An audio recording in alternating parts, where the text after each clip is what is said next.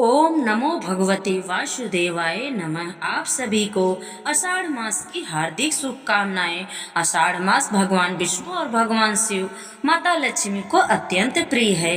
आषाढ़ मास के दिन आइए सुनते हैं बृहस्पति देव की व्रत कथा। आप सभी का इस पावन कथा में हार्दिक स्वागत है। अगर आप सच्चे मन से भगवान श्री हरि विष्णु और माता लक्ष्मी की कृपा पाना चाहते हैं तो इस कथा को अंत तक अवश्य सुने। शास्त्रों में कहा गया है कि आषाढ़ मास का प्रत्येक गुरुवार अत्यंत शुभ और पूर्णदायी होता है।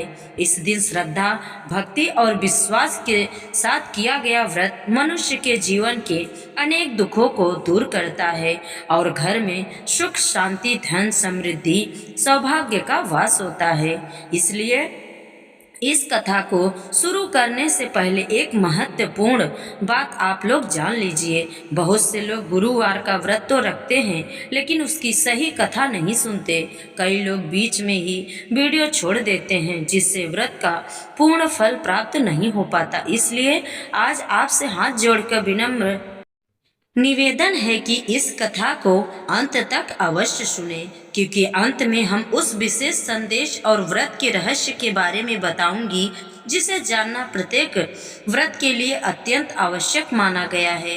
आषाढ़ मास में भगवान विष्णु की विशेष कृपा पृथ्वी पर बरसती है। जो भक्त इस समय श्रद्धा पूर्वक गुरुवार का व्रत करता है, पीले वस्त्र धारण करता है, भगवान विष्णु और माता लक्ष्मी की पूजा करता है और कथा सुनता है, उसके जीवन में धीरे धीरे सभी प्रकार की बाधाएं समाप्त होने लगती है, रुके हुए कार्य बनने लगते हैं और आर्थिक कठिनाइयां दूर होती हैं और परिवार में सुख समृद्धि का आगमन होता है। आज की कथा केवल एक कहानी नहीं बल्कि यह हमें विश्वास, धैर्य, सेवा, दान और भगवान पर अटूट आस्था का संदेश देती है। इस कथा में कैसे प्रसंग आएंगे जो बताता है कि किस प्रकार भगवान विष्णु अपने भक्त की छोटी सी भक्ति से भी प्रसन्न होकर उसका भाग्य बदल देते हैं। इसलिए कथा के प्रत्येक शब्द को अच्छी तरह से और श्रद्धा के साथ सुनिए।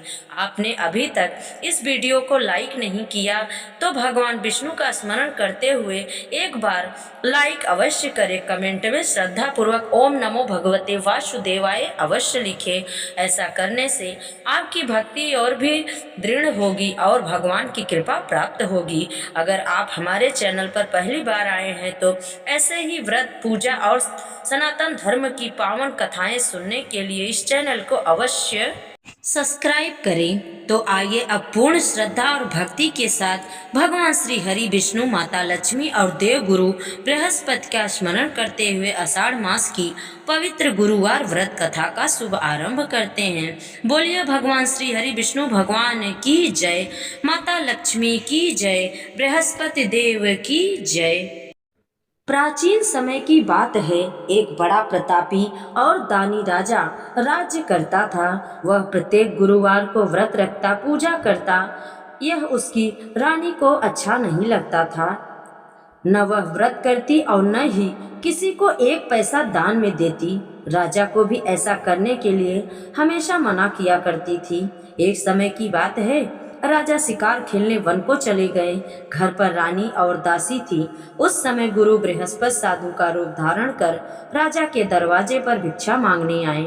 साधु ने रानी से भिक्षा मांगी तो वह कहने लगी, हे साधु महाराज, मैं इस सब दान और पुण्य से एकदम तंग आ गई हूँ। आप कोई ऐसा उपाय बताइए जिससे यह सारा धन नष्ट हो जाए और मैं आराम से रह सकूं। ये दान पुण्य करते करते मैं थक गई हूँ।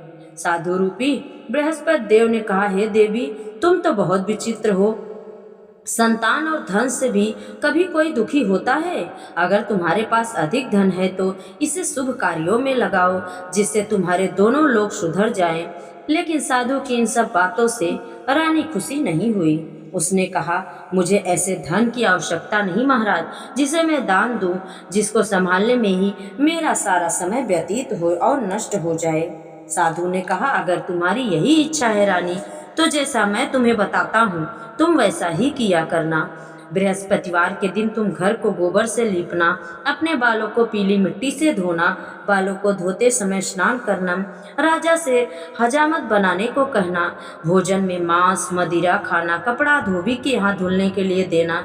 इस प्रकार अगर 7 बृहस्पतिवार करने से तुम्हारा समस्त धन नष्ट हो जाएगा। इतना कहकर बृहस्पति देव साधु जो बनकर आए थे अंतर ध्यान हो गए। साधु के कहने के अनुसार करते हुए रानी को केवल ही 3 ही बृहस्पतिवार बीते थे कि उनकी समस्त धन संपत्ति नष्ट हो गई।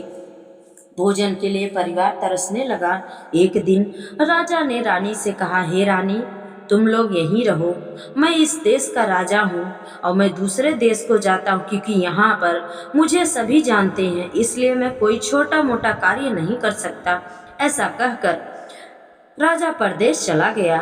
वहाँ वह जंगल से लकड़ी काट कर लाता और शहर में बेचता। इस तरह वह अपना जीवन व्यतीत करने लगा। इधर राजा के बिना रानी और दासी दुखी रहने लगी। एक समय जब रानी और दासी को 7 दिन तक भोजन न मिला तो रानी ने अपनी दासी से कहा, हे दासी, पास के ही नगर में मेरी बड़ी बहन रहती है, वह बहुत धनवान है, तुम उसके पास जाओ और कुछ ले आओ ताकि हम लोगों का थोड़ा गुजर बसर हो सके। दासी रानी की बहन के पास गई। उस दिन बृहस्पतिवार का दिन था। रानी की बहन उस समय बृहस्पतिवार की कथा सुन रही थी। दासी ने रानी की बहन को अपनी रानी का संदेश दिया, लेकिन रानी की बहन ने कोई भी जवाब नहीं दिया। जब दासी को रानी की बहन से कोई भी जवाब नहीं मिला तो वह बहुत दुखी हुई और गुस्से में भी दासी ने वापस आकर रानी को सारी बात बता दी। सुनकर रानी ने अपने भाग्य को कोसा। उधर रानी की बड़ी बहन ने सोचा कि मेरी बहन की दासी आई थी, लेकिन मैं उससे कुछ नहीं बोली, इससे वह बहुत दुखी हुई होगी। कथा सुनकर वो पूजा समाप्त कर वह अपनी बहन के घर गई और वो कहने लगी, हे बहन, मैं बृहस्पतिवार का व्रत कर रही थी, तुम्हारी दासी गई थी, लेकिन जब तक कथा होती है तब तक न उठते हैं और न किसी से बोलते हैं, इसलिए मैं नहीं बोली। कहो दासी, तुम्हारी क्यों गई थी मेरे घर? रानी बोली, बहन, हमारे घर अनाज नहीं था। ऐसा कहते कहते रानी रोने लगी। उसने दासियों सहित भूखे रहने की बात भी अपनी बहन को बता दी। रानी की बहन बोली, बहन देखो, बृहस्पति देव भगवान सबकी मनोकामना पूर्ण करते हैं, देखो शायद तुम्हारे घर में थोड़ा बहुत अनाज हो। यह सुनकर दासी घर के अंदर गई तो उसे वहाँ एक घड़ा अनाज का भरा मिला। उसे बड़ी हैरानी हुई क्योंकि उसने एक एक बर्तन देख लिया था, लेकिन उसे कुछ नहीं मिला। उसने बाहर आकर रानी को कहा। दासी रानी से कहने लगी, हे रानी, जब हमको भोजन नहीं मिलता तो हम व्रत ही तो करते हैं, इसलिए क्यों ना इनसे हम व्रत और कथा की विधि पूछ ले और हम भी व्रत किया करें। दासी के कहने पर रानी ने अपनी बहन से बृहस्पतिवार का व्रत के बारे में पूछा। उसकी बहन ने बताया, बृहस्पतिवार के व्रत में चने की दाल और मुनक्का से विष्णु भगवान का केले की जड़ में पूजा करें और दीपक जलाए, पीला भोजन करे, कथा सुने, इससे भगवान गुरु प्रसन्न होते हैं, मनोकामना सभी पूर्ण करते हैं। व्रत और पूजा की विधि बताकर रानी की बहन अपने घर चली गई। रानी और दासी दोनों ने निश्चय किया कि बृहस्पति देव भगवान का पूजन जरूर हम लोग करेंगे। 7 दिन बाद जब बृहस्पतिवार आया तो उन्होंने व्रत रखा। गुड़साल में जाकर चना और गुड़ बीन कर लाई, उसकी दाल से केले के जड़ और भगवान विष्णु का पूजन किया। अब रही बात पीले भोजन की, वो कहाँ से आए? दोनों बड़ी दुखी हुई, लेकिन उन्होंने व्रत किया था, इसलिए बृहस्पति देव भगवान प्रसन्न थे। एक साधारण व्यक्ति के रूप में वे 2 थालों में सुंदर पीला भोजन लेकर आए और दासी को देखकर बोले, हे दासी, यह भोजन तुम्हारे लिए और तुम्हारी रानी के लिए है, इसे तुम दोनों ग्रहण करना। दासी भोजन पाकर बहुत प्रसन्न हुई। उसने रानी को सारी बात बताई। उसके बाद से वे प्रत्येक बृहस्पतिवार को गुरु भगवान का व्रत और पूजन करने लगी। बृहस्पति भगवान की कृपा से उनके पास धन हो गया, परंतु रानी फिर से पहले की तरह न पूजा पाठ करती और न ही नहाती, आलस्य करने लगी। तब दासी बोली, देखो रानी, तुम पहले भी इस प्रकार आलस्य करती थी, तुम्हें धन के रखने में कष्ट था, इस कारण सभी धन नष्ट हो गए। अब गुरु भगवान की कृपा से धन मिला है तो तुम्हें फिर से आलस्य होता है।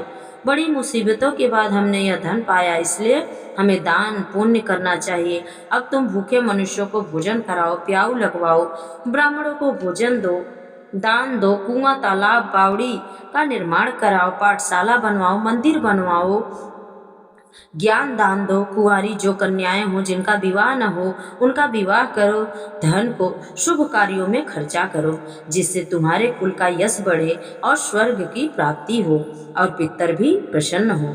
दासी की बात मानकर रानी शुभ कर्म करने लगी, उसका यश फैलने लगा। एक दिन रानी और दासी आपस में विचार करने लगे कि न जाने राजा किस दशा में होंगे, उनकी कोई खोज खबर भी नहीं है।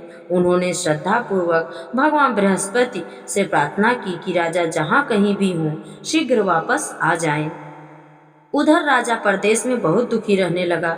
वह प्रतिदिन जंगल से लकड़ी बीन कर लाता और उसे शहर में बेचकर अपने दुखी जीवन को बहुत कठिनाईता से व्यतीत करता। एक दिन दुखी हो अपनी पुरानी बातों को याद करके वह रोने लगा और उदास होकर बैठ गया। उसी समय राजा के पास बृहस्पति देव साधु के वेश में आकर बोले, हे लकड़हारे, तुम इतनी सुनसान जंगल में किस चिंता मग्न में बैठे हो, मुझे बताओ। यह सुनकर राजा के नेत्रों से जल बहने लगे। साधु की वंदना कर राजा ने अपनी संपूर्ण कहानी सुना दी। धर्मात्मा दयालु होते हैं। वे राजा से बोले, हे राजा, तुम्हारी पत्नी ने बृहस्पति देव के प्रति अपराध किया था, उनका अनादर किया था, जिसके कारण तुम्हारी यह दशा हुई। लेकिन अब तुम चिंता मत करो, भगवान तुम्हें पहले से भी अधिक धन देंगे। देखो, तुम्हारी पत्नी ने बृहस्पतिवार का व्रत आरंभ कर दिया है। अब तुम भी बृहस्पतिवार का व्रत करके चने की दाल और गुड़ जल के लोटे में डालकर केले का पूजन करो, फिर कथा कहो या सुनो, भगवान तुम्हारी सभी मनोकामना पूर्ण करेंगे। साधु की बात सुनकर राजा बोले, हे प्रभु, लकड़ी बेचकर तो इतना पैसा नहीं बचता जिससे भोजन के अलावा कुछ और बचा सकूं। मैंने रात्रि में अपनी रानी को व्याकुल देखा है। मेरे पास कोई भी साधन नहीं जिससे उसका समाचार जान सकूं। फिर मैं कौन सी कहानी कहूँ, यह भी मुझको पता नहीं। साधु ने कहा, हे राजा, मन में बृहस्पति भगवान के पूजन व्रत का निश्चय करो, वे स्वयं तुम्हारे लिए कोई न कोई रास्ता जरूर निकालेंगे। बृहस्पतिवार के दिन तुम रोजाना की तरह लकड़ियां लेकर शहर में जाना, तुम्हें रोज से दुगना धन मिलेगा, जिससे तुम भली भांति भोजन भी कर लोगे पेट भर के और बृहस्पति देव की पूजा का सामान भी ले आओगे। जो तुमने बृहस्पतिवार की कहानी के बारे में पूछा है वह इस प्रकार है। प्राचीन काल में एक बहुत ही निर्धन ब्राह्मण था। उसको कोई संतान न थी। वह नित्य पूजा पाठ करता। उसकी स्त्री न स्नान करती और न ही किसी देवी देवता का पूजन करती। इस कारण ब्राह्मण देवता बहुत दुखी रहते थे। भगवान की कृपा से ब्राह्मण के यहाँ एक कन्या हुई। कन्या बड़ी होने लगी। प्रातः स्नान करके वह भगवान विष्णु का जप करती, बृहस्पतिवार का व्रत भी करने लगी। पूजा पाठ समाप्त कर पाठशाला जाती तो अपनी मुट्ठी में जौ भर के ले जाती और पाठशाला के मार्ग में डालती जाती। लौटते समय वही जौ स्वर्ण के हो जाते तो उसको बीन कर घर ले जाती। एक दिन वह बालिका सूप में उन सब सोने के जौ को फटकार कर साफ कर रही थी। तभी उसकी माँ ने देखा और कहा, हे बेटी, सोने के जौ को फटकने के लिए सोने का सूप भी तो होना चाहिए। दूसरे दिन गुरुवार था। कन्या ने व्रत रखा और बृहस्पति देव से सोने का सूप देने की प्रार्थना की। बृहस्पति देव ने उसकी प्रार्थना स्वीकार कर ली। रोजाना की तरह वह कन्या जौ फैलाती हुई पाठशाला चली गई। पाठशाला से लौटकर जब वह जौ बीन रही थी तो बृहस्पति देव की कृपा से उसे सोने का सूप मिला। उसे वह घर ले आई और उससे जौ साफ करने लगी, लेकिन उसकी माँ का रंग ढंग वही रहा। एक दिन की बात है, कन्या सोने के सूप में जब जौ साफ कर रही थी, उस समय उस नगर का राजकुमार वहां से जा रहा था। कन्या के रूप और कार्य को देखकर वह उस पर मोहित हो गया। राजमहल आकर वह भोजन जल त्याग कर उदास होकर लेट गया। राजा को जब राजकुमार द्वारा अन्न जल त्यागने का समाचार मिला तो अपने मंत्रियों के साथ वह अपने पुत्र के पास गया और पूछा। राजकुमार ने राजा को उस लड़की के घर का पता भी बता दिया। मंत्री उस लड़की के घर गया। मंत्री ने ब्राह्मण के समक्ष राजा की ओर से निवेदन किया कुछ ही दिन बाद ब्राह्मण की कन्या का विवाह राजकुमार के साथ संपन्न हो गया। कन्या के घर से जाते ही ब्राह्मण के घर में पहले जैसी गरीबी फिर से आ गई। एक दिन बहुत दुखी होकर ब्राह्मण अपनी पुत्री से मिलने गए। बेटी ने पिता की आस्था देखकर और अपनी माँ का हाल पूछा। ब्राह्मण ने सभी हाल कह सुनाया बेटी को। कन्या ने बहुत सा धन देकर अपने पिता को विदा किया, लेकिन कुछ दिन बाद फिर वही हाल हो गया। ब्राह्मण गरीब फिर से हो गया। ब्राह्मण अपनी कन्या के यहाँ फिर से गया और सभी हाल कहते हुए बोला कि तुम्हारी माँ अभी भी वैसे ही रहती है। तब पुत्री बोली, है पिताजी, आप माताजी को यहाँ लेकर आओ, मैं उन्हें यह विधि बता दूंगी जिससे गरीबी दूर हो जाएगी। ब्राह्मण देवता अपनी स्त्री को साथ लेकर अपनी पुत्री के पास राजमहल पहुँचे तो पुत्री अपनी माँ को समझाने लगी, हे माँ, तुम प्रातः काल स्नान करके भगवान विष्णु का पूजन करो तो सब दरिद्रता दूर हो जाएगी। लेकिन उसकी माँ ने उसकी एक भी बात नहीं मानी। एक दिन पुत्री को बहुत गुस्सा लगा। उसकी माँ प्रातःकाल उठकर अपनी पुत्री की बची हुई जूठन को खा ली। इसलिए उसकी पुत्री ने गुस्से में आकर अपनी माँ को एक कोठरी में बंद कर दिया। उसे प्रातःकाल स्नान करा के पूजा पाठ करवाया तो उसकी माँ की बुद्धि ठीक हो गई।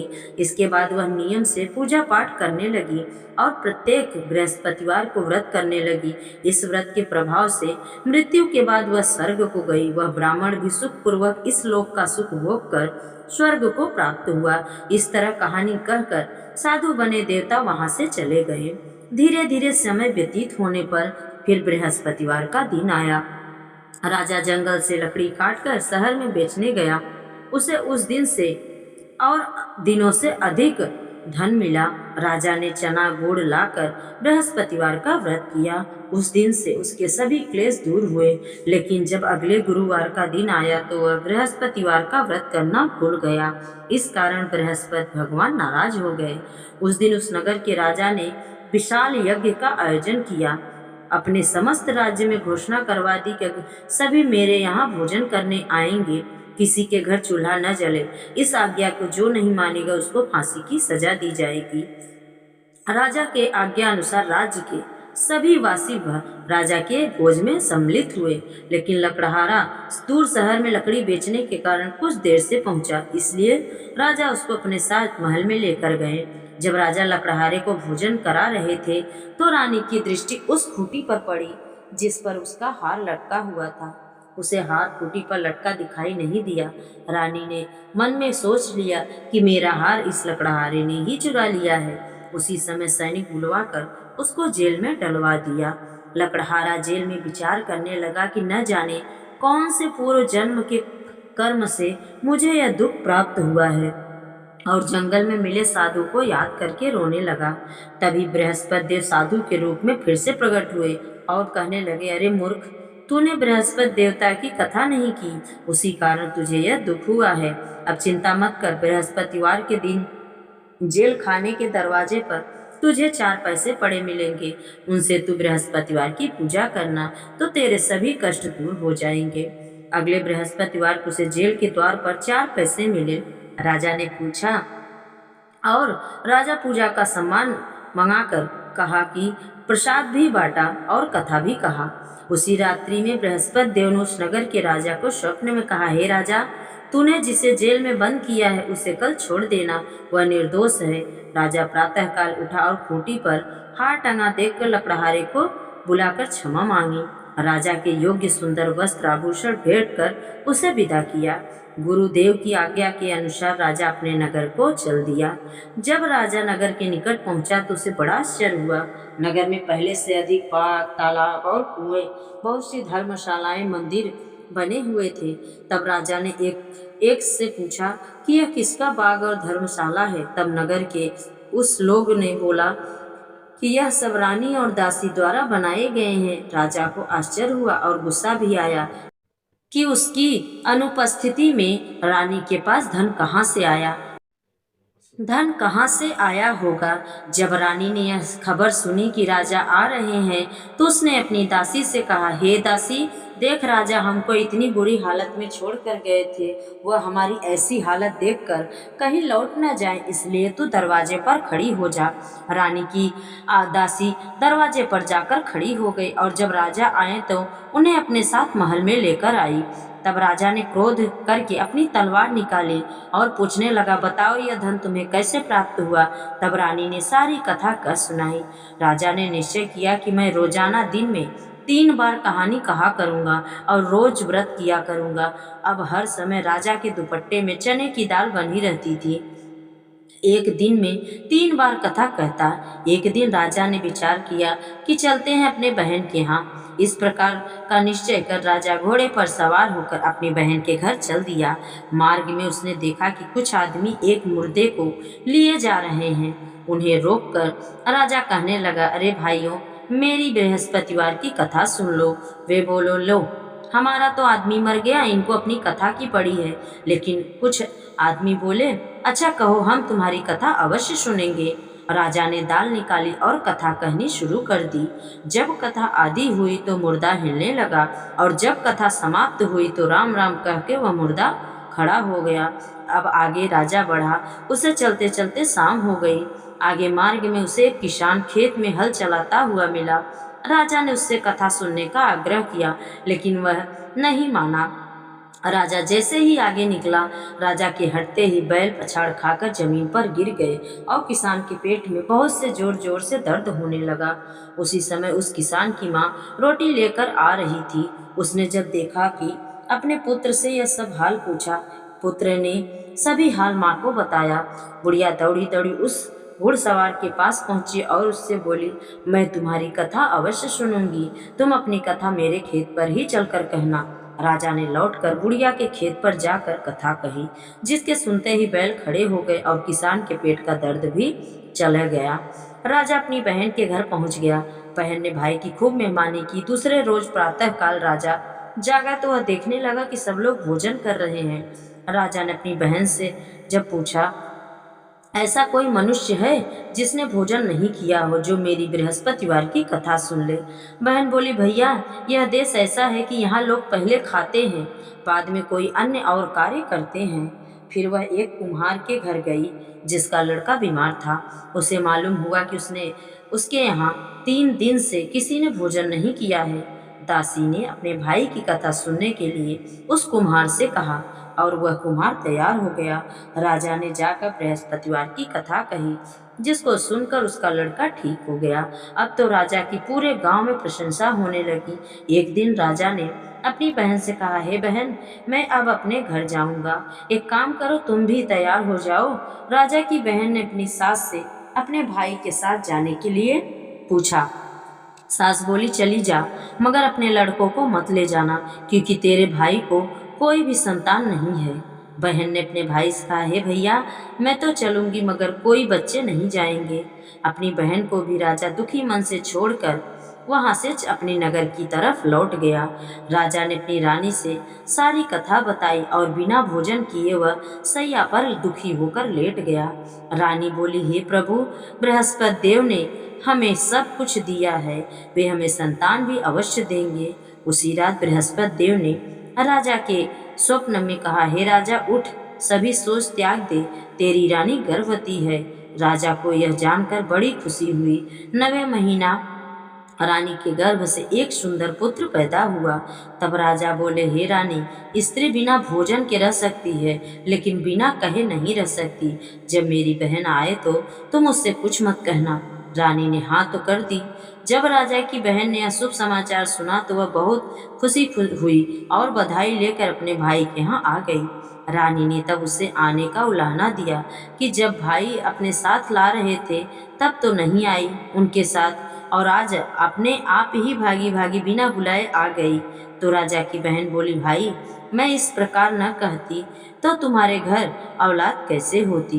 बृहस्पति देव सभी मनोकामनाएं पूर्ण करते हैं। जो सद्भावना पूर्वक बृहस्पतिवार का व्रत करता है और कथा पढ़ता है या सुनता है, दूसरे को सुनाता है, बृहस्पति देव उसकी सभी मनोकामना पूर्ण करते हैं, उसकी सदैव रक्षा करते हैं। जो संसार में सद्भावना से गुरुदेव का पूजन व्रत सच्चे हृदय से करते हैं, उनकी सभी मनोकामनाएं वैसे ही पूर्ण होती हैं जैसी सच्ची भावना से राजा और रानी की बृहस्पतिवार की कथा सुनने से और गुणगान करने से हुआ।